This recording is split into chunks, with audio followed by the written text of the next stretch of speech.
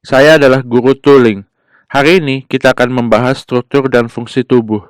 Pertama, kita akan belajar mengenai komposisi tubuh, termasuk sel dan komposisi dasarnya. Sel merupakan dasar struktur dan fungsi makhluk hidup, termasuk manusia. Aktivitas hidup semuanya berasal dari sel. Banyak penyakit yang asalnya juga dari sel. Setiap sel memiliki struktur dasar yang sama. Meski begitu, sel berbeda, misalnya sel jantung dan sel otot, memiliki fungsi dan bentuk yang berbeda pula. Ia membutuhkan air, oksigen, dan nutrisi untuk dapat berfungsi. Sel memiliki bagian, yaitu membran sel, sitoplasma, dan organel. Membran sel adalah selaput supertipis setengah transparan yang memisahkan sel dengan lingkungan luar. Membran sel terdiri dari protein, kolesterol, dan lain-lain, dan dapat mengatur zat keluar masuk sel. Selanjutnya adalah sitoplasma. Sitoplasma adalah zat yang ada di antara inti sel dan membran sel. Sitoplasma mengandung air dan komponen organik di mana reaksi kimia terjadi. Lalu kita lihat organel. Ada banyak organel dalam sel. Saya akan memperkenalkan 3 jenis. Yang pertama, nukleus, organel terbesar. Di dalamnya ada gen yang mengontrol sel, terdiri dari kromatin dan nukleolus. Yang kedua adalah lisosom. Lisosom mengandung enzim pencernaan yang dapat menguraikan zat makromolekul dan memecah sel-sel bakteri. Setelah sel mati, limosom akan melepaskan enzim untuk melarutkan diri. Selanjutnya adalah mitokondria yang dapat menghasilkan energi ATP yang dibutuhkan sel. Sel dengan aktivitas metabolisme tinggi memiliki banyak mitokondria, misalnya sel jantung. Manusia memiliki 4 jaringan dasar tubuh. Sekelompok sel dengan fungsi yang sama membentuk jaringan. Ada 4 jaringan dasar dalam tubuh manusia. Yang pertama adalah jaringan epitel, misalnya kulit, rambut, kuku, selaput lendir mulut, hidung, pencernaan, dan lain-lain. Yang kedua adalah jaringan ikat, misalnya tulang, tendon, ligamen, tulang rawan, dan darah. Yang ketiga adalah jaringan otot, misalnya otot rangka atau otot lurik, otot polos, dan otot jantung. Dan yang terakhir adalah jaringan saraf, menerima dan mengirimkan impuls ke otak dan kemudian menyebarkannya ke jaringan seluruh bagian tubuh. Jaringan ini membentuk organ-organ seperti jantung, paru-paru, usus, hati, dan lain-lain. Setiap organ memiliki fungsi yang unik. Beberapa organ membentuk satu sistem untuk melakukan fungsi khusus tertentu, misalnya sistem saluran kencing, sistem pernapasan, dan lain-lain. Lihatlah gambar ini. Kumpulan sel-sel epitel membentuk jaringan epitel yang kemudian membentuk paru-paru. Paru-paru kemudian bekerja dengan trakea, bronkus, dan sebagainya yang membentuk sistem pernapasan. Sekarang kita akan membahas struktur dan fungsi tubuh manusia. Total manusia memiliki 11 sistem tubuh. Pertama, mari kita bahas sistem kulit. Kulit adalah sistem terbesar tubuh manusia. Kulit merupakan penutup tubuh alami. Kulit dibagi menjadi lapisan epidermis dan dermis. Lapisan epidermis tidak memiliki pembuluh darah, tetapi mengandung pigmen yang menentukan warna kulit. Dermis mengandung pembuluh darah, saraf, kelenjar minyak, folikel rambut, kelenjar keringat, dan lain-lain. Mari kita lihat kelenjar minyak, kelenjar keringat, rambut, dan kuku bisa dikatakan pelengkap kulit. Rambut dan kuku dapat melindungi ujung tubuh. Kelenjar keringat mengeluarkan keringat untuk membantu mengatur suhu tubuh. Kelenjar minyak di sebelah akar rambut mengeluarkan minyak ke akar rambut untuk menjaga kulit rambut lembut dan berkilau. Rambut memiliki folikel rambut, yaitu tempat tumbuhnya rambut. Selain telapak tangan dan telapak kaki, seluruh tubuh manusia ditutupi rambut. Kulit merupakan indera perasa, termasuk sentuhan, suhu, rasa sakit, dingin, panas, sentuhan, tekanan, dan lain-lain. Kulit dapat dikatakan sebagai organ pelindung manusia karena menutupi tubuh dan mencegah masuknya bakteri, penyakit, dan benda asing masuk ke tubuh. Juga mencegah kehilangan air berlebih dan melindungi organ dalam. Saat kulit terluka, misalnya luka bakar, tubuh kita akan kehilangan air dan meningkatkan resiko infeksi penyakit. Pembuluh darah pada lapisan dermis akan terpengaruh suhu lingkungan, dapat menyusut atau mengembang, melepas, atau menahan panas. Sebenarnya, terdapat 2 sistem rangka, terdiri dari tulang keras dan tulang rawan, memiliki beberapa fungsi sebagai berikut. Tulang menopang badan manusia, melindungi organ dalam, menggerakkan badan, tempat cadangan, contohnya zat besi, kalsium, dan lain-lain. Tulang sumsum juga dapat memproduksi darah. Seluruh tubuh memiliki 206 tulang. Menurut bentuknya, tulang dibagi menjadi 4. Yang pertama adalah tulang pipa, misalnya humerus atau tulang lengan atas, tulang pengumpil, femur atau tulang paha, tulang betis, dan lainnya yang memanjang. Yang kedua adalah tulang pendek, contohnya tulang jari tangan, tulang karpal, dan tarsus. Yang ketiga adalah tulang pipih, contohnya tulang rusuk, tengkorak, tulang bahu, dan tulang panggul. Dan yang keempat adalah tulang yang tak beraturan, contohnya tulang belakang dan rahang bawah. Pertemuan dua tulang keras disebut sendi, misalnya pertemuan tulang paha dan tulang kering membentuk sendi lutut.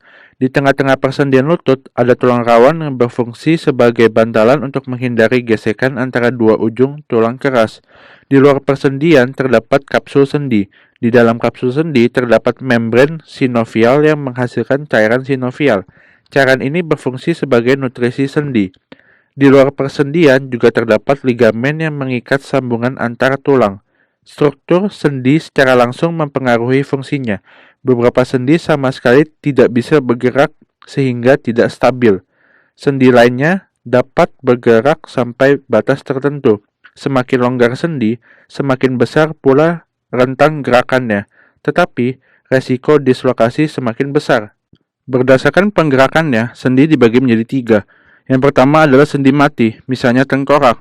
Yang kedua adalah sendi kaku, misalnya tulang kemaluan. Saat melahirkan, sendi tulang kemaluan wanita akan bergerak sedikit, tapi biasanya tidak bergerak.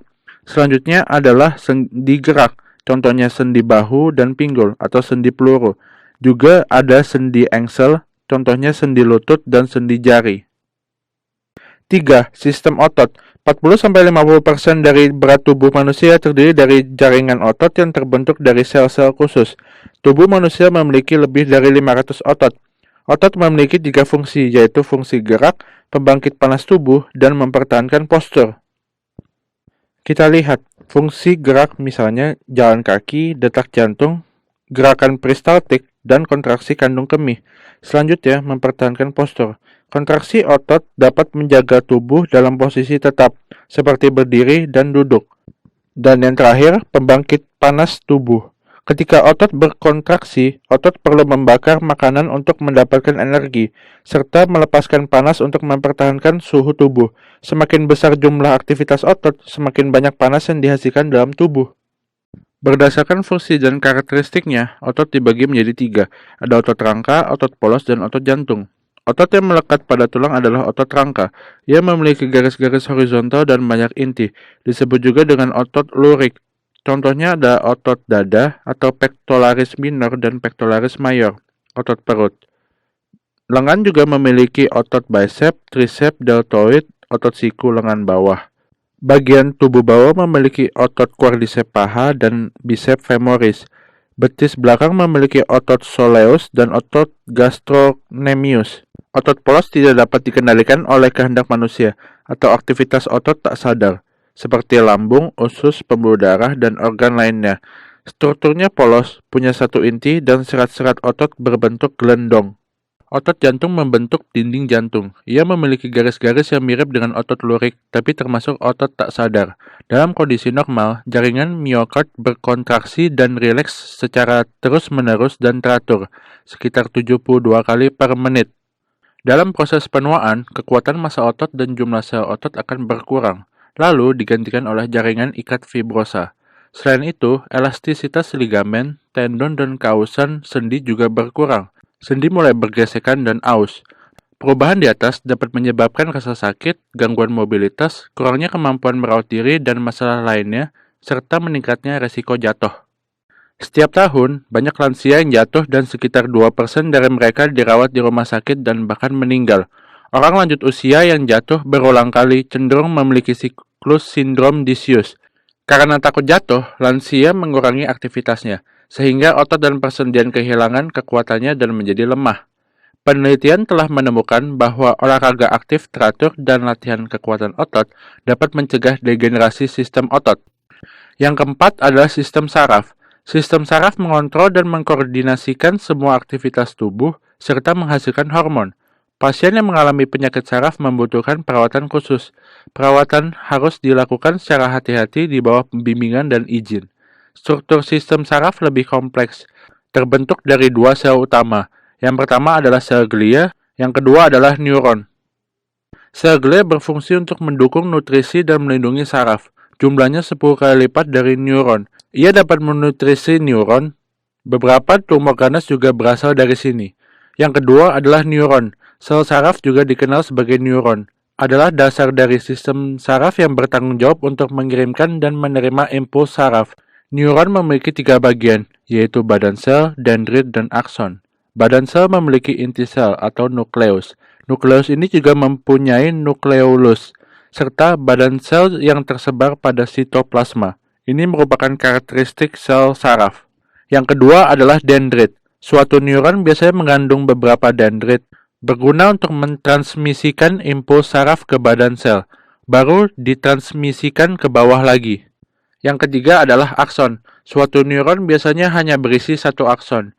Akson bertanggung jawab untuk mentransmisikan impuls saraf menjauh dari badan sel atau ke neuron lainnya. Akson memiliki ukuran dari beberapa milimeter hingga 1 meter lebih. Kata serabut saraf biasanya merujuk kepada akson dan selubung nyelin. Selubung nyelin berguna untuk mempercepat transmisi impuls saraf dan melindungi akson. Selubung nyelin juga termasuk sejenis sel glia. Neuron akan mati secara permanen jika hancur, tetapi ada beberapa kasus yang bisa pulih. Regenerasi sel saraf sangat terbatas. Ini alasan kenapa beberapa fungsi saraf tidak pernah dapat dipulihkan. Misalnya, pasien stroke. Ia dapat pulih, namun hanya sampai tahap tertentu saja. Beberapa fungsi tubuh tidak bisa kembali seperti sedia kala. Sistem saraf memiliki 2 bagian utama. Yang pertama adalah sistem saraf pusat. Yang kedua adalah sistem saraf tepi. Sistem saraf pusat meliputi otak dan tulang belakang. Sistem saraf tepi meliputi saraf-saraf yang melewati seluruh tubuh. Sistem saraf pusat. Sekarang kita lihat bagian otak. Otak dilindungi oleh tengkorak. Di bawah tulang ada lapisan meninge yang menutupi otak dan sumsum tulang belakang. Di antaranya terdapat cairan cerebrospinal yang beredar di ventrikel dan peredam otak sebagai peredam kejut. Korteks cerebral adalah lapisan tipis yang membungkus otak. Gunanya adalah mengontrol fungsi tingkat yang lebih tinggi seperti penalaran, memori, bahasa, aktivitas otot sukarela, penglihatan, pendengaran, dan lain-lain. Otak adalah pusat kebijaksanaan dan pemikiran. Dapat dibagi menjadi 2 bagian, yaitu bagian kiri dan bagian kanan. Bagian kanan mengontrol tubuh kiri, bagian kiri mengontrol tubuh kanan. Fungsi otak kecil adalah berkoordinasi dengan otot sukarela dan berhubungan dengan keseimbangan. Selanjutnya adalah batang otak. Batang otak menghubungkan otak dan sumsum tulang belakang. Batang otak memiliki 3 bagian, yaitu otak tengah, pons, dan medula oblongata. Medula oblongata mengendalikan fungsi beberapa sistem tubuh yang penting, seperti pernapasan, detak jantung, pencernaan, menelan, batuk, pembuluh darah, sistem motorik, dan lain-lain. Selain berfungsi sebagai jalur transmisi untuk impuls motorik dan sensorik antara otak dan sumsum tulang belakang, di medula oblongata masih ada materi abu-abu korteks otak yang melakukan fungsi kesadaran dan kewaspadaan. Sumsum tulang belakang adalah perpanjangan dari batang otak yang terletak di dalam tulang belakang. Panjangnya sekitar 18 inci. Ini adalah jalur untuk menyampaikan pesan ke otak dan mengirimkan pesan dari otak. Juga merupakan pusat refleks. Penelitian membuktikan pasien Alzheimer mengalami penyusutan korteks otak. Hal ini menyebabkan hilangnya berat otak, kehilangan sel saraf, dan timbunan protein otak abnormal atau amyloid. Kita akan secara khusus membahas tentang kesadaran. Kesadaran meliputi 2 bagian, tingkat kesadaran dan isi kesadaran. Sistem RAS atau sistem pengaktif jaringan mengatur tingkat kesadaran dan isi kesadaran dikontrol oleh korteks cerebral. Dengan kata lain, korteks cerebral dan batang otak bersama-sama mengatur kesadaran manusia. Di atas adalah sistem saraf pusat. Sistem saraf tepi terdiri dari 12 pasang saraf otak dan 31 pasang sumsum tulang belakang. Saraf kranial mengirimkan impuls ke kepala, otak, tengkuk, dada, dan perut. Penciuman, penglihatan, pendengaran, rasa sakit, sentuhan, suhu, tekanan, dan lain-lain semuanya ditransmisikan melalui saraf kranial. Saraf tulang belakang mengirimkan impuls dari kulit, tangan kaki, dan organ internal lainnya yang tidak dipersarafi oleh saraf kranial. Sistem saraf otonom, sistem saraf tepi membentuk otonom karena fungsi khususnya. Sistem ini bertanggung jawab untuk mengatur aktivitas otot polos, jantung, dan kelenjar. Umumnya tidak dikendalikan oleh individu dan dapat bertindak secara mandiri. Misalnya, perubahan ukuran pupil, vasokonstriksi dan dilatasi, denyut jantung, kontraktilitas jantung, gerakan peristaltik, dan lain-lain. Semua syarat akson dari sistem saraf otonom mentransfer impuls saraf dari pusat ke organ internal. Ini adalah sistem saraf tepi. Kita dapat melihat 12 pasang saraf otak dan termasuk saraf vagus, yang merupakan saraf otak ke-10, dan 31 pasang saraf tulang belakang. Sistem saraf otonom dibagi menjadi dua jenis. Satu adalah sistem saraf simpatis. Dua yaitu sistem saraf parasimpatis. Dalam organ, misalnya jantung, fungsinya saling berlawanan. Saraf simpatis berfungsi untuk mempercepat fungsi-fungsi tertentu, misalnya mempercepat detak jantung. Tapi saraf parasimpatis berfungsi memperlambat detak jantung. Saraf simpatis terkait dengan pembakaran energi, mengatasi bahaya dan stres. Saraf parasimpatis merupakan sistem istirahat, menghemat atau memulihkan energi tubuh. Ini adalah sistem saraf. Sistem peredaran darah. Sistem peredaran darah terdiri dari darah, jantung, dan pembuluh darah. Dalam sistem peredaran darah, darah membawa nutrisi yang dibutuhkan ke berbagai bagian tubuh. Jantung adalah pompa sirkulasi darah. Pembuluh darah adalah tabung tempat darah mengalir. Panas tubuh dibawa oleh darah ke berbagai bagian tubuh. Ketika suhu tubuh perlu diturunkan, pembuluh darah di permukaan tubuh akan melebar. Jika panas tubuh harus dipertahankan, pembuluh darah perifer akan menyempit dan tidak akan melepaskan panas. Sel darah mengandung eritrosit, leukosit, dan trombosit. 3 jenis sel darah ini dan plasma darah sebagai komposisinya. Kita lihat gambar berikut. Eritrosit berbentuk cekung ganda. Ada leukosit dan trombosit. Komposisi utama plasma. Bahan utamanya adalah air, 90%, protein, albumin, dan lain-lain. Plasma membantu mengangkut sel somatik, memerlukan nutrisi, elektrolit, oksigen, dan hormon untuk berfungsi normal. Juga dapat mengangkut limbah. Eritrosit membuat darah tampak merah, karena sel darah merah mengandung him.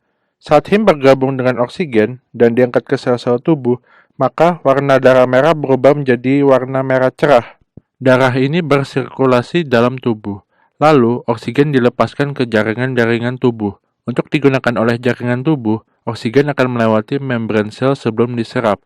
Jaringan kemudian akan mengolah oksigen, lalu melepaskan karbon dioksida dan limbah lainnya, lalu bergabung kembali dengan him, dan dikeluarkan kembali. Saat eritrosit bergabung dengan karbon dioksida, warna darah berubah menjadi merah tua. Biasanya ada sekitar 4-6 juta eritrosit per milimeter kubik darah. Kita bisa lihat di gambar, bentuknya cekung ganda. Keuntungan terbesar dari bentuk ini adalah dapat meningkatkan luas permukaan untuk mengikat dan melepaskan gas. Rentang hidup rata-rata sel darah merah adalah sekitar 3 hingga 4 bulan. Ketika sel darah merah menua, mereka akan dihancurkan oleh hati dan limpa. Setelah dihancurkan, tubuh akan mendaur ulang zat besi. Sementara, him akan berubah menjadi bilirubin yang diekskresi oleh empedu. Pada saat yang sama, sumsum tulang belakang membuat sel darah merah yang baru. Leukosit. Sel darah dapat dibagi menjadi dua. Yang pertama adalah granulosit, yang kedua adalah agranulosit. Dapat dikatakan, leukosit berfungsi sebagai pasukan tentara tubuh. Untuk melindungi tubuh dari infeksi, biasanya ada sekitar 5.000 hingga 10.000 sel darah putih per milimeter kubik darah. Ketika infeksi akut terjadi dalam tubuh, jumlah neutrofil akan meningkat secara signifikan. Trombosit. Trombosit dapat menghentikan atau membekukan darah dan mencegah hilangnya cairan tubuh. Trombosit dibuat oleh sumsum tulang. Memiliki rentang hidup yang pendek, sekitar 5-9 hari. Ada sekitar 200.000 hingga 400.000 trombosit per milimeter kubik darah. Sekarang, peredaran darah jantung. Jantung adalah organ berdaging dan berongga dengan berat sekitar 300 gram. Jantung seseorang hanya seukuran kepalan tangan dan terletak di mediastinum, di antara paru-paru. Ada 3 lapisan hati yang berbeda. Kita bahas dari lapisan terluar dulu. Lapisan terluar adalah perikardium. Perikardium dapat melindungi jantung dari cedera dan infeksi. Di dalam perikardium ada miokardium. Miokardium terdiri dari otot lurik yang dapat memicu kontraksi jantung. Yang terakhir adalah endokardium. Endokardium adalah lapisan terdalam jantung yang melapisi rongga dan katup jantung. Ada 2 ruangan di setiap sisi jantung. Jantung memiliki total 4 ruangan. Serambi atas untuk mengumpulkan darah disebut atrium, bilik bawah untuk mengompresi darah disebut ventrikel. Kita lihat dari atrium kanan.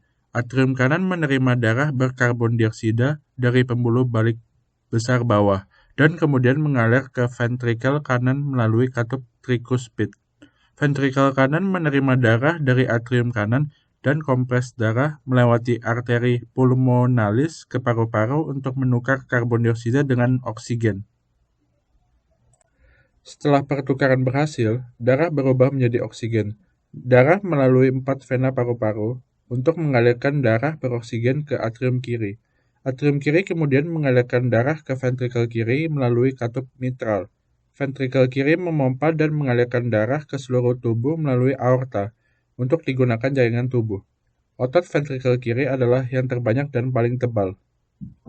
Ini adalah sirkulasi darah sistemik. Darah dioksigenasi dari jaringan tubuh mengalir ke vena cava inferior, masuk ke atrium kanan setelah melalui katup trikuspid, lalu masuk ke ventrikel kanan, lalu masuk ke katup semilunar paru dan arteri pulmonalis, masuk ke paru-paru untuk menukar gas. Setelah pertukaran gas, darah beroksigen melewati 4 vena paru dan masuk ke atrium kiri. Kemudian, darah melalui katup mitral ke ventrikel kiri.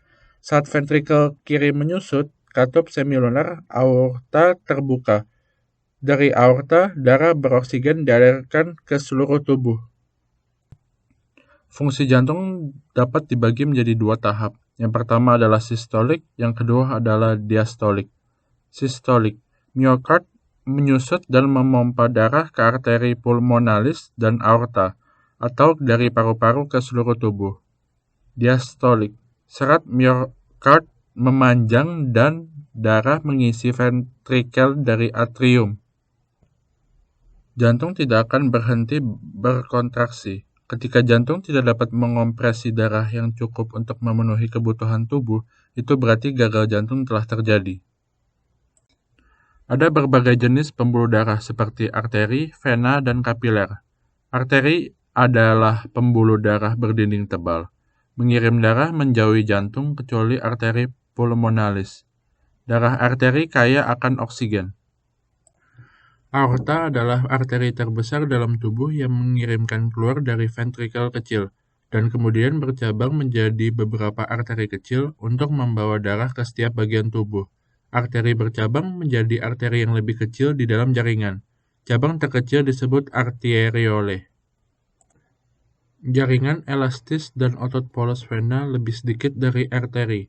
Fungsinya mengangkut darah kembali ke jantung. Cabang-cabang dari banyak pembuluh darah kecil dan kapiler bertemu untuk membentuk pembuluh darah yang lebih besar, yaitu vena besar.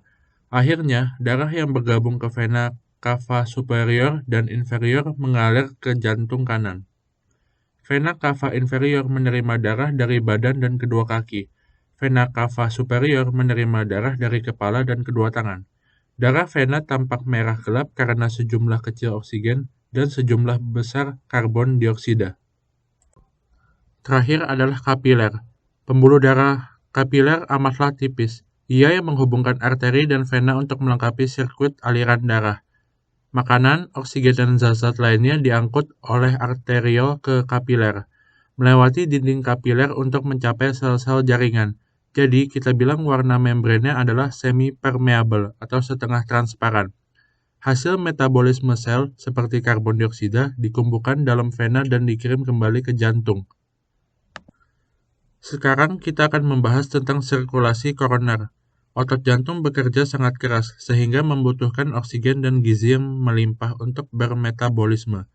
Pembuluh darah yang memasok nutrisi otot jantung adalah arteri koroner kiri dan arteri koroner kanan. Semuanya berasal dari aorta ascendens.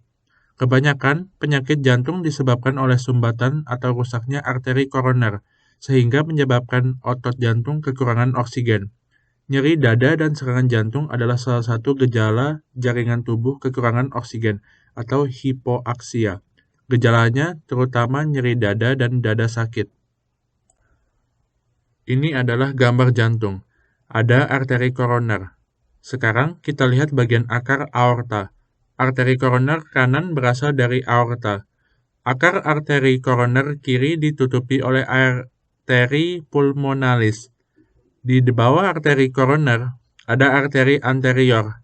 Arteri sirkumflexa memberikan nutrisi ke ventrikel kiri. Kita lihat bahwa arteri koroner menempel di dinding jantung dan masuk ke otot jantung, sehingga disebut sebagai arteri jantung atau koroner. Selanjutnya, kita akan membahas mengenai sistem pernapasan. Sel-sel jaringan membutuhkan pasokan oksigen terus-menerus untuk bertahan hidup. Saat beraktivitas, sel akan melepaskan karbon dioksida sehingga tubuh perlu dengan cepat dan efektif menghilangkan limbah metabolisme ini. Jika tidak, maka akan menyebabkan kerusakan pada tubuh. Pasokan oksigen dan pembuangan karbon dioksida dilakukan oleh sistem peredaran darah dan pernapasan.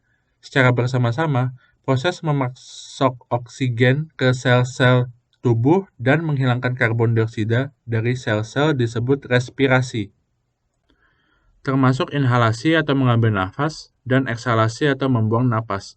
Struktur sistem pernapasan meliputi hidung, faring, laring, trakea, bronkus, dan paru-paru. Ini adalah sistem pernapasan. Ini adalah gambar sistem pernapasan. Ada hidung, faring, laring, tulang rawan epiglotis, trakea, dan bronkus. Dan yang terakhir adalah alveoli. Paru-paru memiliki jutaan alveoli di kedua sisinya. Udara melalui rongga hidung, melalui faring, lalu masuk ke tenggorokan.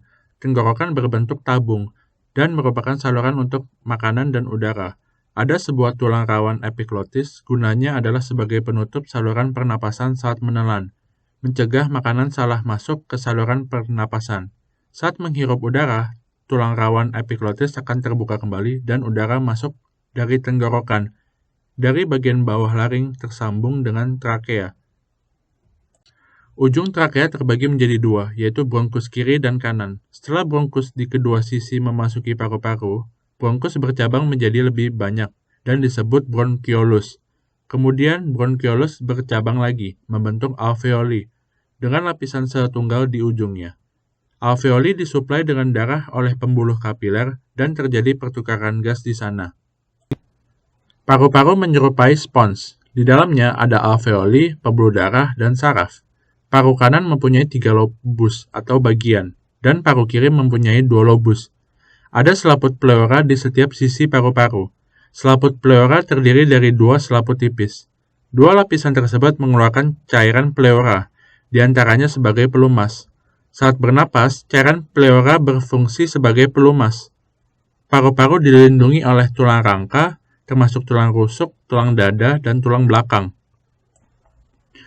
Sekarang, kita akan membahas tentang sistem pencernaan. Untuk hidup, kita membutuhkan pasokan makanan. Jaringan tubuh membutuhkan makanan untuk metabolisme. Makanan itu perlu dipecah sebelum dapat diserap oleh tubuh. Proses memecah makanan menjadi sel-sel tubuh disebut pencernaan. Semua organ yang melakukan fungsi pencernaan adalah sistem pencernaan. Sistem pencernaan terdiri dari saluran pencernaan, rongga mulut, kerongkongan, perut, dan usus, dan organ-organ aksesoris lainnya, termasuk pankreas, hati, dan lain-lain. Sistem pencernaan terdiri dari saluran pencernaan dan organ aksesoris lainnya. Fungsi pencernaan dimulai dari rongga mulut. Gigi mengunyah makanan, lidah mengaduk makanan. Di permukaannya terdapat papila. Papila lidah memiliki banyak ujung saraf yang dapat membedakan berbagai rasa seperti manis, asam, pahit, dan asin. Kelenjar ludah mengeluarkan air liur untuk membuat makanan lebih mudah ditelan. dan memulai memecah makanan berkarbohidrat. Kelenjar ludah memiliki 3 pasang, kelenjar parotis, kelenjar submandibularis, kelenjar sublingual, dan lain-lain. Setelah makanan dihancurkan gigi, lidah mengaduk dan mencampur makanan. Lalu lidah mendorong makanan ke faring untuk ditelan. Faring juga disebut sebagai tenggorokan.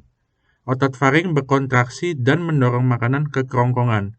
Kerongkongan adalah tabung otot panjang, panjangnya sekitar 23-25 cm.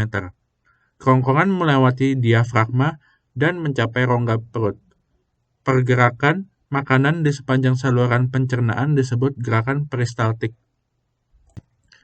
Lambung berbentuk seperti kantong otot, terletak tepat di bawah diafragma, dan di kiri atas rongga perut.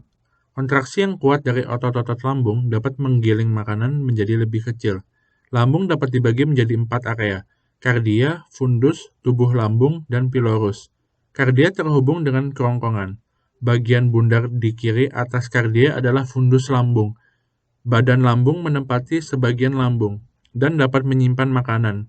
Pilorus adalah bagian bawah yang berhubungan dengan usus 12 jari, atau duodenum. Ada selaput lendir di lambung yang bisa mengeluarkan asam lambung. Asam lambung mengandung beberapa bahan berikut. Yang pertama adalah pepsin, berfungsi untuk mencerna protein. Di dalam asam lambung juga ada asam klorida untuk membunuh bakteri. Selain itu, ada juga faktor intrinsik. Faktor intrinsik dapat membantu penyerapan vitamin B12. Vitamin B12 adalah bahan baku untuk produksi sel darah merah. Kekurangan faktor intrinsik dapat menyebabkan gangguan penyerapan vitamin B12 yang disebut anemia pernisiosa. Misalnya, ada pasien kanker perut yang memotong lambungnya, sehingga kekurangan faktor intrinsik, dan rentan terkena anemia pernisiosa. Makanan dan cairan lambung dicampur dan diaduk dalam lambung sampai membentuk keadaan semi cair, yang disebut kim atau bubur makanan. Secara bertahap, kim dikirim dari lambung ke usus 12 jari oleh gerakan peristaltik. Usus 12 jari adalah bagian pertama dari usus halus. Usus halus adalah tempat utama untuk pencernaan dan penyerapan makanan. Panjangnya sekitar 630 cm. Mukosa usus halus mengandung banyak kelenjar mensekresi, enzim pencernaan atau enzim usus halus. Enzim usus halus mengandung air, lendir, dan enzim pencernaan, yaitu maltase, laktase, peptidase, dan lain-lain. Usus halus dapat dibagi menjadi 3 segmen. Yang pertama adalah usus 12 jari. Getah empedu dan pankreas masuk dari sini untuk membantu proses pencernaan. Empedu diproduksi oleh hati dan disimpan di kantung empedu untuk membantu mengemulsi dan menyerap lemak. Cairan pankreas dikeluarkan dari pankreas. Enzim produksi pankreas adalah tripsin, amilase, dan lipase. Enzim pencernaan ini mencerna dan menguraikan makanan dan diserap ke dalam aliran darah melalui villi pada lapisan mukosa usus untuk digunakan oleh tubuh. Peristalsis menyebabkan sisa makanan terus terdorong maju melalui usus kosong atau jejunum dan usus penyerapan atau ileum. Kim atau bubur makanan yang tidak didapat dicerna diangkut dari usus halus ke usus besar melalui katup ileocecal. Fungsi katup ileocecal adalah untuk mencegah isi dari usus besar mengalir ke usus halus. Panjang usus besar sekitar 150 cm dan dibagi menjadi 4 segmen. Yang kuning ini adalah sekum, yang merah adalah kolon atau usus besar. Ada kolon menanjak, kolon melintang, kolon menurun, dan kolon sigmoid. Yang ketiga adalah dubur, dan yang keempat adalah anus. Usus besar menempati mayoritas ruang usus, berfungsi untuk menyerap air dan isi usus. Sisa residu disebut tinja. Komponen utamanya adalah air, lendir, bakteri, dan limbah padat. Kotoran diangkut ke dubur dan kemudian dikeluarkan melalui anus. Sistem pencernaan meliputi saluran pencernaan dan organ-organ aksesoris lainnya. Organ-organ aksesoris terdiri dari gigi, lidah, hati, pankreas, dan kantung empedu. Meskipun hati, pankreas, dan kantung empedu terletak di luar saluran pencernaan, semuanya merupakan struktur penting pencernaan. Ketika sisa makanan keluar dari lambung dan masuk ke usus halus, butuh enzim pencernaan dari hati dan pankreas. Untuk dapat sepenuhnya dicerna empedu yang dikeluarkan oleh hati, biasanya ada di kantung empedu. Sekarang kita lihat pankreas. Pankreas adalah organ sekresi. Bentuknya kurus dan panjang, sekitar 12-15 cm. Terletak di belakang lambung dan di depan lumbar 1 dan 2. Pankreas terdiri dari sel-sel kelenjar.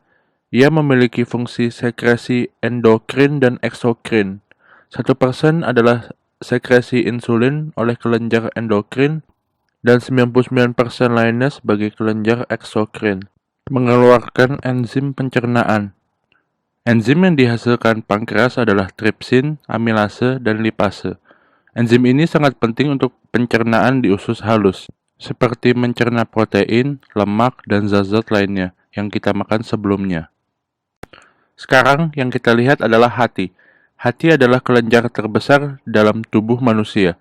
Beratnya sekitar 1,5 kg, atau sekitar 2% dari berat tubuh. Ia terletak di sisi kanan atas rongga perut dan di bawah diafragma. Sering disebut sebagai pabrik kimia tubuh manusia. Hati terutama dibagi menjadi 2 lobus besar, kiri dan kanan. Hati dibentuk oleh 50.000 hingga 100.000 lobulus hati. Lobulus hati merupakan unit dasar fungsi dan struktur hati. Fungsi hati sangat kompleks.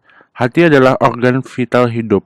Fungsi hati meliputi pembuatan, penyimpanan, sekresi, dan metabolisme, seperti memproduksi empedu, membantu metabolisme glukosa, protein, dan lemak lainnya, dan memiliki fungsi penawar racun. Seperti dijelaskan di bawah ini, fungsi hati yang pertama adalah memproduksi dan mengeluarkan empedu. Pigmen empedu membuat warna tinja menjadi kehijauan. Fungsi yang kedua adalah menyimpan mineral, seperti zinc, besi, dan elemen lainnya, dan menyimpan vitamin.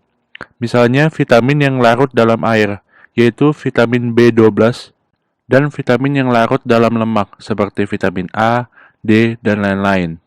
Fungsi yang ketiga adalah menyimpan dan melepas gula. Hati menyimpan glukosa dalam bentuk glikogen, dan juga dapat memecah glikogen menjadi glukosa untuk dipakai tubuh. Ada juga fungsi glikogenesis, yaitu mengubah asam amino, asam lemak, dan lain-lain menjadi glukosa untuk keperluan tubuh. Fungsi keempat adalah membuat protein. Hati dapat membuat protein yang dibutuhkan oleh tubuh, misalnya albumin menjadi kadar nutrisi dalam tubuh. Kelima, hati dapat membuat faktor koagulasi, termasuk protrombin dan fibrinogen. Bila kinerja hati buruk, maka faktor koagulasinya tidak cukup. Mungkin darah akan sulit membeku. Fungsi hati yang terakhir adalah membuang limbah beracun, termasuk alkohol, obat-obatan, bilirubin, urea, dan lain-lain. Sel-sel hati mengandung banyak enzim yang dapat menghancurkan dan mengubah racun menjadi senyawa yang relatif aman. Misalnya mengubah zat nitrogen beracun yang dihasilkan oleh metabolisme asam amino menjadi urin, mengubah amonia menjadi urea untuk dikeluarkan. Sementara, sejumlah kecil urea yang tidak berbahaya bagi tubuh dapat dikeluarkan oleh ginjal atau kelenjar keringat. Setelah prosedur detoksifikasi di hati, berbagai zat beracun diubah menjadi zat tidak beracun, kemudian dikeluarkan dari tubuh melalui urin atau empedu. Ini adalah gambar hati. A adalah hati sehat, B adalah hati yang sakit, misalnya hepatitis A atau B. C adalah hati yang terserang sirosis atau pengerasan hati. Kondisi ini sudah terminal. Hati adalah organ yang dapat tumbuh kembali. Sekalipun hanya 1/5 yang tersisa, hati masih bisa berfungsi. Oleh karena itu, hepatitis, sirosis, dan kanker hati mungkin tidak memiliki gejala yang jelas di awal. Hati dapat dikatakan sebagai organ diam. Hati hampir tidak memiliki sifat saraf reseptor sakit, sehingga kita tidak menyadarinya bila ia sakit. Biasanya, kita baru sadar setelah 70-80% hati rusak.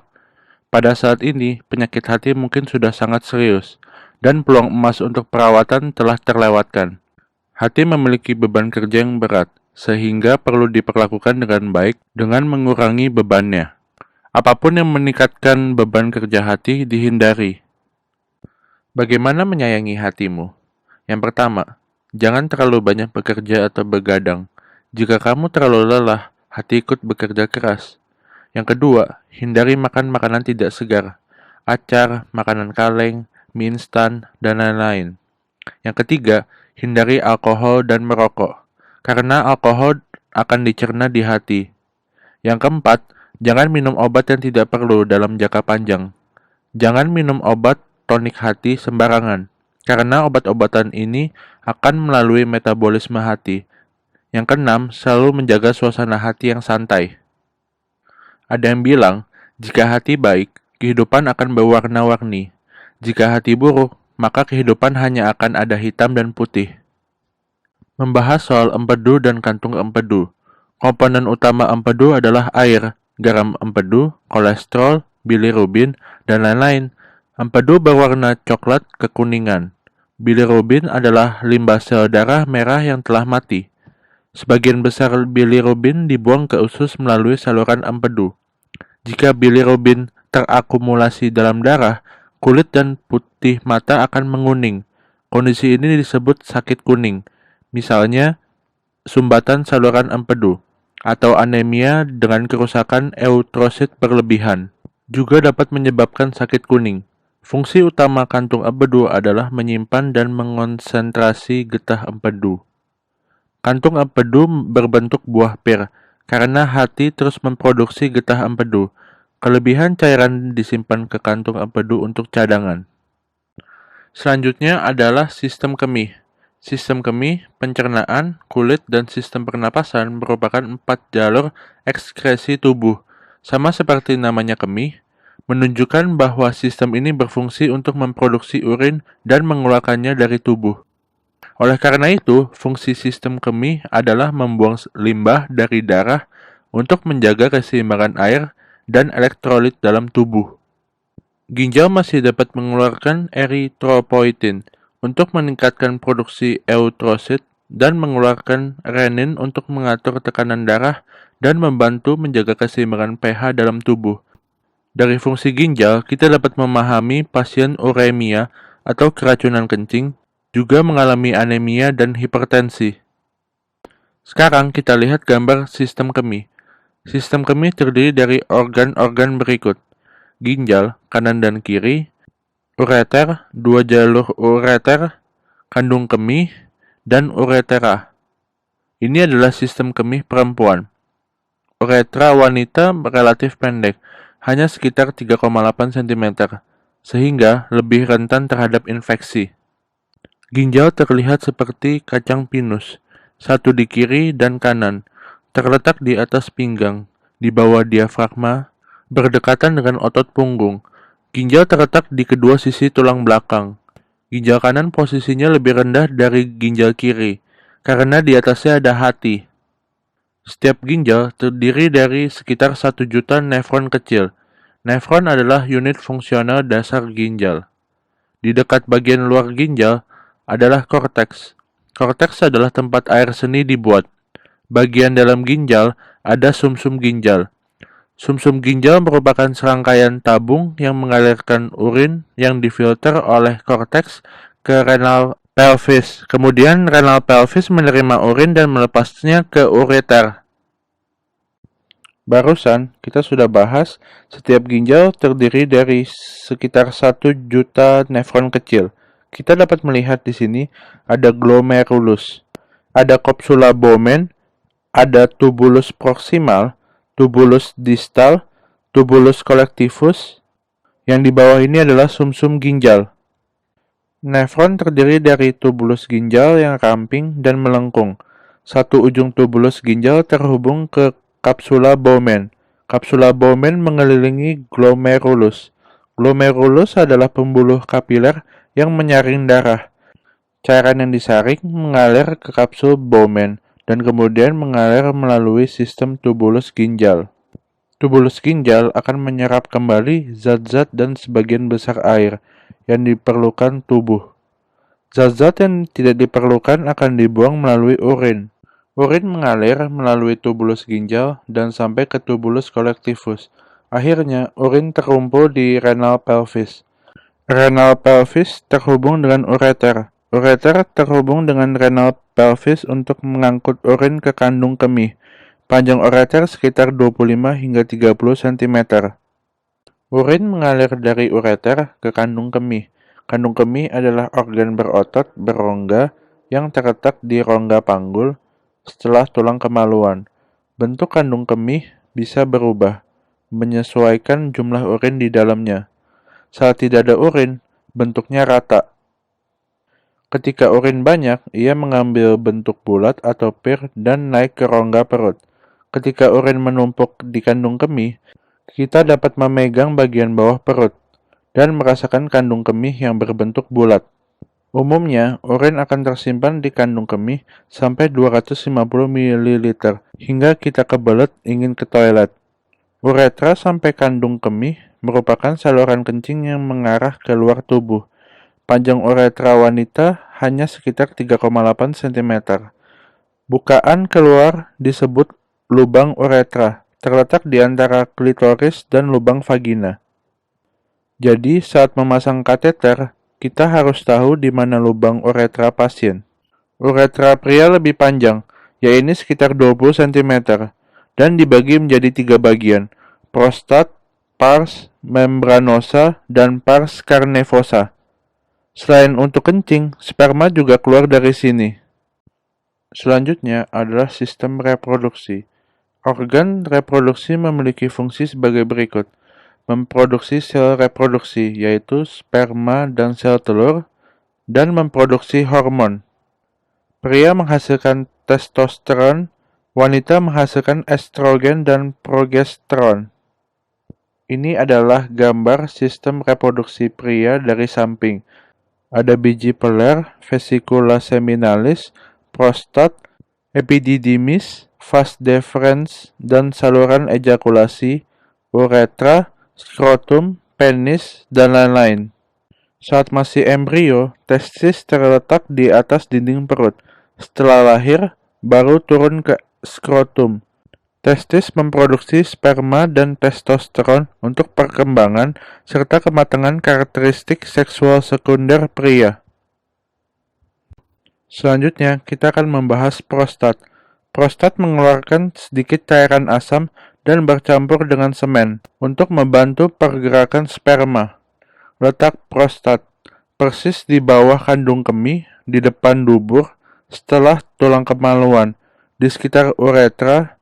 Dapat dikatakan prostat membentuk dinding uretra. Saat saluran ejakulasi meninggalkan prostat dan bertemu dengan uretra. Uretra adalah saluran yang sama untuk mengeluarkan urin dan semen. Ini adalah prostat. Lelaki parubaya biasanya menderita BPH atau pembesaran prostat, akan menekan saluran kemih. Akibatnya, proses buang air kecil akan terganggu. Testis memproduksi sperma. Saat sperma matang, mereka akan berenang dari testis ke epididymis. Sperma lalu keluar dari epididymis melalui vas deferens yang panjang, lalu ke vesicula seminalis. Vesicula seminalis akan menyimpan sperma dan memproduksi semen. Semen adalah campuran. Selain mengandung sperma, semen juga mengandung sekresi dari vesicula seminalis, prostat, epididymis, dan lain-lain. Semen dapat membawa sperma melalui saluran reproduksi ini. Gabungan saluran ini membentuk saluran ejakulasi yang berasal dari prostat. Sekarang kita akan membahas penis yang terletak di luar tubuh. Saat pria terangsang, pembuluh darah di penis akan direnggangkan. Darah akan memenuhi corpus spongiosum. Corpus spongiosum merupakan jaringan ereksi. Dia akan membuat penis membesar, keras, dan berdiri. Penis yang ereksi dapat memasuki vagina wanita dan akhirnya ejakulasi, yaitu pelepasan semen ke vagina, yang merupakan fase terakhir hubungan seksual. Sekarang adalah sistem reproduksi wanita. Gambar ini adalah sistem reproduksi wanita dari samping. Sistem reproduksi wanita meliputi ovarium, tuba falopi, rahim, organ reproduksi luar, dan payudara. Ovarium juga dikenal sebagai indung telur, berbentuk oval. Terletak di bagian atas rongga panggul. satu di kanan dan satu di kiri. Ovarium memproduksi sel telur. Setiap bulan selama masa subur, ovulasi akan terjadi, yaitu saat ovarium melepaskan sel telur ke tuba falopi untuk dibuahi. Ovarium juga dapat mengeluarkan hormon, estrogen, dan progesteron. Hormon ini diperlukan untuk menjalankan fungsi, organ reproduksi, dan perkembangan seksual sekunder wanita. Ada dua tuba falopi, satu di kiri dan satu di kanan, yang membentang keluar dari dua sisi rahim sekitar 10 cm. Setelah ovulasi, sel telur akan melalui tuba falopi dan bergerak ke rahim. Pertemuan telur dan sperma disebut pembuahan, dan sering terjadi dalam tuba falopi. Telur yang sudah dibuahi akan turun dan menempel di dinding rahim dalam waktu 7 hari. Sekarang kita lihat rahim. Rahim terlihat seperti pir terbalik. Depannya adalah kandung kemih, dan belakangnya adalah dubur. Bentuk rahim normal biasanya bengkok ke depan. Rahim adalah organ berotot berongga, di atas ada fundus, lalu ada badan rahim atau fundus, dan yang paling bawah ada leher rahim atau serviks. Jaringan selaput rahim dalam disebut endometrium. Endometrium kaya akan pembuluh darah. Telur yang telah dibuahi dapat menempel di sini dan menyerap nutrisi, dan berkembang menjadi janin. Fungsi rahim adalah sebagai jalur menstruasi, perkembangan janin, dan jalan lahir. Saat melahirkan, rahim akan berkontraksi dan menekan janin keluar. Leher rahim memiliki sebuah rongga berotot yang disebut vagina. Panjang vagina sekitar 10 cm, membajang dari serviks ke vulva. Pembukaan vagina tertutup oleh selaput tipis, yaitu selaput darah. Vagina memiliki 3 fungsi utama.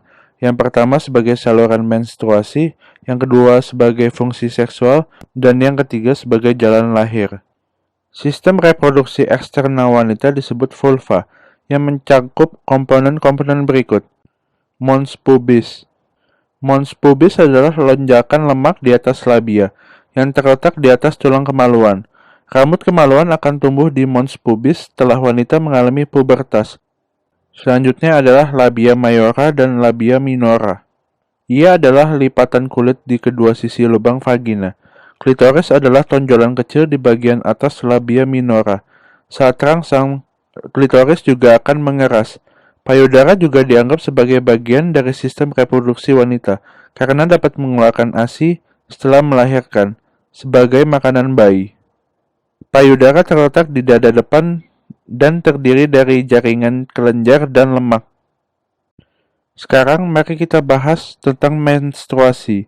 Endometrium kaya akan pembuluh darah yang dapat memberikan nutrisi ke sel telur yang telah dibuahi untuk berkembang menjadi janin. Jika wanita itu tidak hamil, endometrium hancur dan mengalir keluar dalam bentuk darah atau menstruasi. Siklus menstruasi merupakan serangkaian perubahan pada endometrium wanita yang tidak hamil setiap kira-kira 28 hari sekali. Setiap 28 hari terjadi satu siklus. Hari pertama siklus adalah saat darah pertama kali keluar dari vagina. Biasanya berlangsung selama 3-7 hari. Mulai dari hari ke-6 sampai hari ke-13 kita sebut dengan masa praovulasi. Saat ini, hormon dalam tubuh merangsang folikel ovarium untuk menghasilkan lebih banyak estrogen. Ovulasi, hari ke-14, folikel pecah dan melepaskan sel telur. Masa ini adalah paling baik untuk pembuahan. Hari ke-15 sampai ke-18 disebut siklus pasca ovulasi. Ovarium akan memproduksi hormon progesteron untuk persiapan penempelan sel telur yang sudah dibuahi. Sekarang kita akan membahas kelenjar endokrin.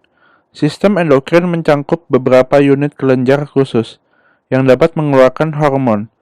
Hormon-hormon ini langsung masuk ke aliran darah sehingga dapat dengan cepat diangkut ke seluruh tubuh. Kelenjar endokrin berbeda dengan kelenjar eksokrin. Kelenjar endokrin tidak memiliki saluran. Ada kelenjar endokrin di dalam tubuh seperti gambar di kanan. Kelenjar otak bawah, hipotalamus, tiroid, paratiroid, kelenjar adrenal, pineal, dan timus. Ada beberapa organ yang juga memiliki kelenjar endokrin, seperti pankreas, ovarium, testis, ginjal, lambung, usus halus, jantung, plasenta, dan lain-lain. Kita dapat melihat posisi kelenjar hipofisis. Tiroid berada di leher, paratiroid berada di belakang tiroid, memiliki 4 kelenjar. Kelenjar timus terletak di mediastinum dada. Kelenjar adrenal terletak di atas ginjal. Pankreas ada di belakang perut. Ovarium ada di rongga panggul. Testis terletak di luar tubuh, di sini. Kelenjar otak bagian bawah terletak di dasar otak, dikelilingi oleh tulang. Hormon yang dikeluarkannya dapat mengatur berbagai aktivitas fisik dan mempengaruhi sekresi kelenjar lain, sehingga disebut juga kelenjar utama. Dapat dibagi menjadi 2 bagian. Yang pertama adalah lobus anterior dan yang kedua adalah lobus posterior. Lobus anterior mengeluarkan banyak hormon penting. Salah satunya adalah growth hormone atau hormon pertumbuhan. Diperlukan untuk perkembangan otot, tulang, dan organ lainnya. Selama masa pertumbuhan, jika sekresi GH tidak cukup, akan menyebabkan kekerdilan. Sebaliknya, jika terjadi hipersekresi GH, maka akan terserang gigantisme atau tubuh raksasa. Pada saat hipersekresi GH terjadi saat sudah usia dewasa, panjang tulang kita tidak dapat bertambah panjang. Namun, tulang akan menebal tebal. Ini disebut akromegali. Ini adalah hormon pertumbuhan atau GH. Yang kedua adalah hormon stimulasi tiroid atau TSH yang dapat mengontrol sekresi tiroid. Yang ketiga adalah hormon adrenalin atau ACTH. ACTH yang diproduksi lobus anterior pada hipofisis akan merangsang kelenjar adrenal untuk mensekresi hormon-hormon tertentu. Selanjutnya adalah hormon perangsang folikel atau FSH. Bagi wanita, hormon ini dapat memicu perkembangan sel telur dan merangsang indung telur untuk mengeluarkan estrogen. Bagi pria, dapat merangsang produksi sperma di testis. Hormon pelutein atau LH. Hormon pelutein wanita dan estrogen bekerja sama merangsang ovulasi dan korpus luteum untuk membentuk dinding endometrium supaya sel telur bisa menempel di sana. Selanjutnya adalah hormon prolaktin atau PRL. Ia bekerja dengan hormon lain untuk memicu dan menjaga sekresi ASI. Lobus posterior mengeluarkan 2 jenis hormon. Yang pertama adalah hormon antidiuretik atau ADH. Gunanya adalah mencegah ginjal, mengeluarkan air terlalu banyak, dan mengurangi produksi urin. Ketika kekurangan ADH, produksi urin akan meningkat pesat. Jika sampai parah, akan terjadi diabetes insipidus. Yang kedua adalah hormon oksitosin, membuat otot polos rahim berkontraksi saat melahirkan. Selanjutnya, kita akan membahas tentang hipotalamus. Di depan hipotalamus, ada pusat pengatur suhu tubuh, dan juga sensor lapar dan kenyang. Hipotalamus juga mengeluarkan hormon pengatur untuk merangsang dan menghambat sekresi hormon di lobus anterior pada hipofisis. Faktanya, ADH dan oksitosin diproduksi oleh hipotalamus, lalu dikirim ke lobus posterior otak untuk disimpan dan dilepaskan ketika tubuh membutuhkannya. Sekarang kita lihat kelenjar tiroid. Kelenjar tiroid berbentuk seperti kupu-kupu di leher, di depan tenggorokan. Ia mengeluarkan tiroksin dengan fungsi mengatur metabolisme, pertumbuhan dan perkembangan, dan mengatur aktivitas sistem saraf. Jika sekresi tiroksin terlalu sedikit, akan menyebabkan penurunan tingkat metabolisme, gerakan lambat, penambahan berat badan, dan edema cairan. Jika itu terjadi pada masa bayi, maka akan menyebabkan kebodohan.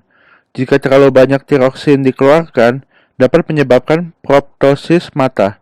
Proptosis mata rentan terjadi pada wanita. Laju metabolisme juga meningkat secara tidak normal. Ini adalah hormon tiroksin, yang juga merupakan hormon wajib di dalam hidup kita. Paratiroid terletak di belakang kelenjar tiroid, 2 di setiap sisi, total ada 4. Ia mengeluarkan hormon paratiroid untuk mengontrol konsentrasi kalsium dalam darah dan mengatur penggunaan kalsium dalam tubuh. Untuk dapat berfungsi normal, saraf dan otot membutuhkan kalsium.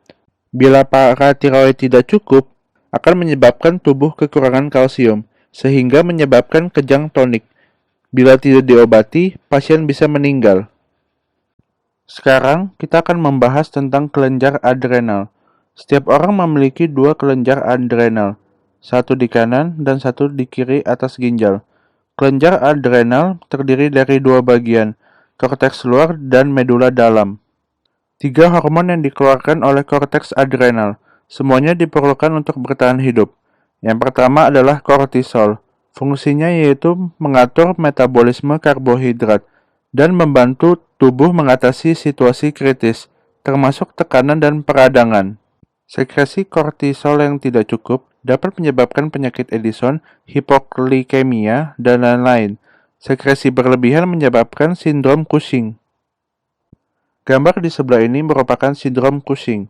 Mukanya bengkak, bulu badan banyak, dan di bahu muncul benjolan, berat badan bertambah, perut buncit, luka susah menutup, dan lain-lain. Hormon kedua yang diproduksi oleh korteks adrenal adalah aldosteron. Ia dapat membantu mengatur jumlah air dan garam. Di antara tiga hormon tersebut, hormon ini adalah yang paling efektif.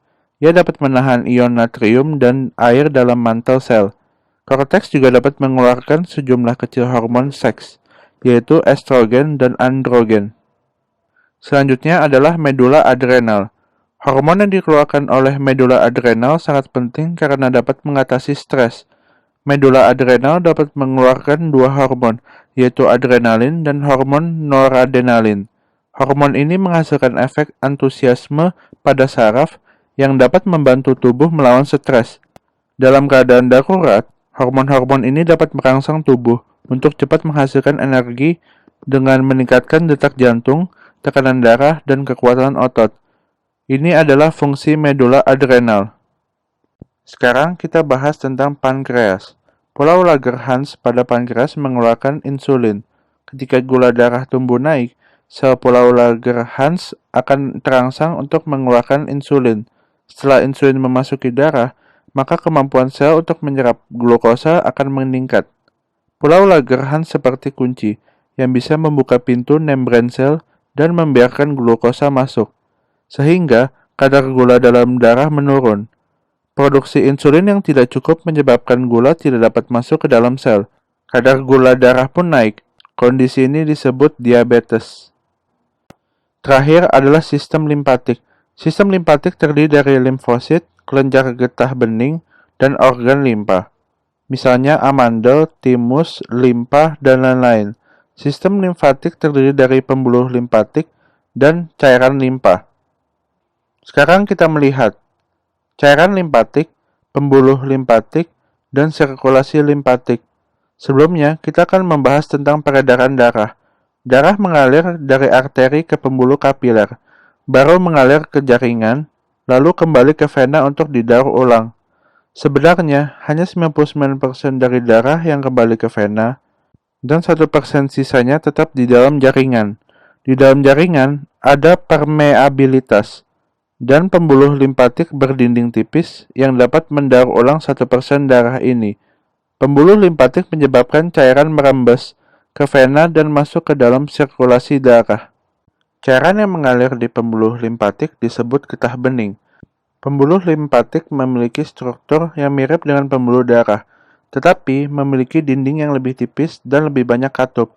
Cairan getah bening mengalir perlahan, berkaitan dengan tekanan osmotik darah dan gerakan tekanan otot rangka. Penyumbatan pembuluh limpatik menyebabkan jaringan menumpuk cairan berlebih yang disebut edema. Komposisi getah bening mirip dengan darah, tetapi kadar proteinnya lebih rendah. Setelah cairan menembus ke kapiler limpa, lalu akan bertemu dengan pembuluh limpatik dan kelenjar getah bening. Kemudian, cairan mengalir melalui batang limpatik ke dua saluran limpatik terbesar. Akhirnya, cairan disuntikan ke dalam vena subclavia kiri dan kanan untuk bergabung kembali ke sirkulasi darah.